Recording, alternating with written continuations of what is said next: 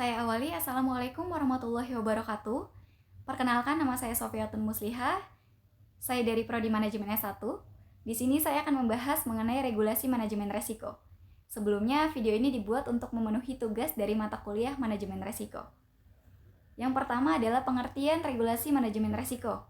Regulasi sendiri merupakan sebuah aturan yang sengaja dibuat untuk membantu mengendalikan suatu kelompok, lembaga atau organisasi, dan masyarakat demi mencapai tujuan tertentu dalam kehidupan bersama, bermasyarakat, dan bersosialisasi. Sementara manajemen resiko sendiri merupakan sebuah proses sistematis untuk mengidentifikasi, menganalisis, mengevaluasi, dan mengendalikan resiko dalam suatu organisasi atau proyek, di mana tujuan utamanya adalah untuk mengurangi dan meminimalkan dampak negatif dari resiko dan memaksimalkan peluang yang ada. Sehingga dari pernyataan di atas dapat disimpulkan bahwa regulasi manajemen resiko merupakan arahan dan atau peraturan tertulis dalam rangka menerapkan manajemen resiko, di mana hal tersebut harus sejalan dengan visi misi serta rencana strategi perusahaan, sehingga lebih terfokus pada resiko yang relevan pada aktivitas fungsional perusahaan atau organisasi yang bersangkutan.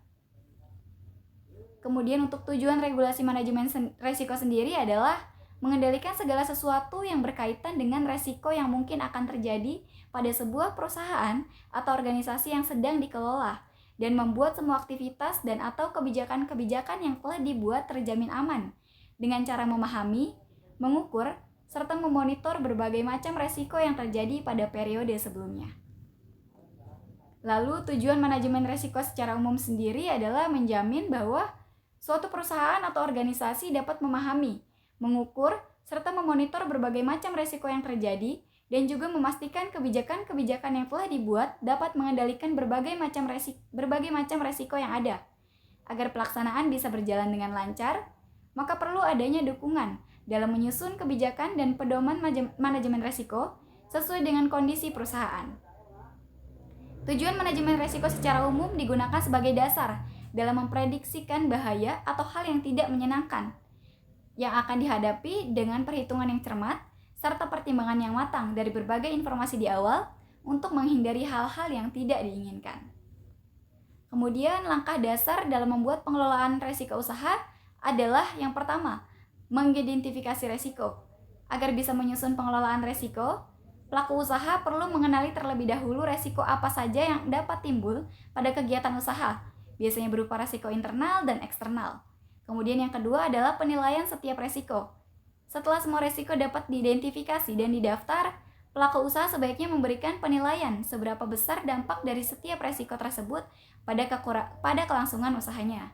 Kemudian yang ketiga adalah rencana penanggulangan. Rencana penanggulangan untuk setiap resiko, terutama untuk resiko kritikal, karena rencana tersebut meliputi hal apa saja yang perlu dipersiapkan dan dilakukan supaya terhindar dari resiko atau jika resiko terjadi. Dan yang terakhir adalah monitor dan evaluasi secara berkala. Jika semua rencana penanggulangan selesai disusun, lakukan monitoring pada pelaksanaan rencana-rencana yang telah disusun tersebut, kemudian berikan evaluasi, rencana mana yang bekerja dengan baik, rencana mana yang perlu disesuaikan, dan rencana mana yang perlu diganti. Lalu, update peraturan manajemen resiko oleh Kementerian Keuangan. Pada awal tahun 2016, Kementerian Keuangan melakukan update terhadap aturan manajemen resikonya yang telah dipedomani sejak tahun 2008. Update tersebut tertuang di dalam Peraturan Menteri Keuangan atau PMK nomor 12/PMK.09/2016 tentang penerapan manajemen resiko di lingkungan Kementerian Keuangan.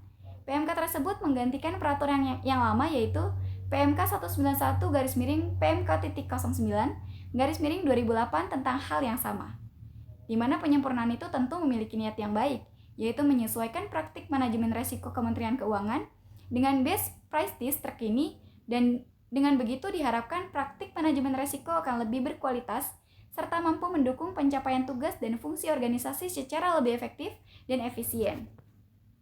Kemudian, untuk standar internasional dan nasionalnya sendiri, salah satu konsideran terbitnya PMK nomor 12/PMK.09/2016 adalah terbitnya SNI ISO 31000/2011 oleh Badan Standarisasi Nasional, di mana SNI ISO 31000/2011 merupakan bentuk pengesahan terhadap ISO 31000/2009 Risk Management Principle and Guidelines menjadi standar nasional yang ditetapkan di Indonesia. Sedangkan ISO 31000:2009 sendiri adalah standar internasional penerapan manajemen risiko yang disusun oleh ISO Technical Management Board Working Group on Risk Management dan menjadi acuan penerapan manajemen risiko bagi berbagai jenis usaha publik maupun swasta, asosiasi, grup atau perorangan serta komunitas tertentu.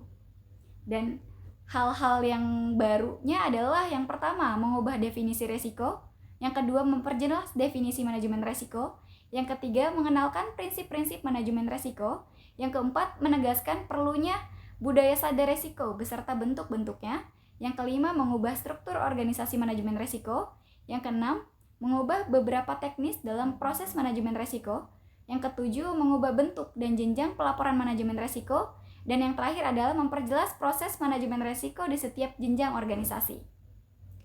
Itu saja materi yang dapat saya jelaskan.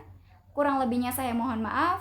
Saya akhiri, wabillahi taufik wal hidayah. Wassalamualaikum warahmatullahi wabarakatuh.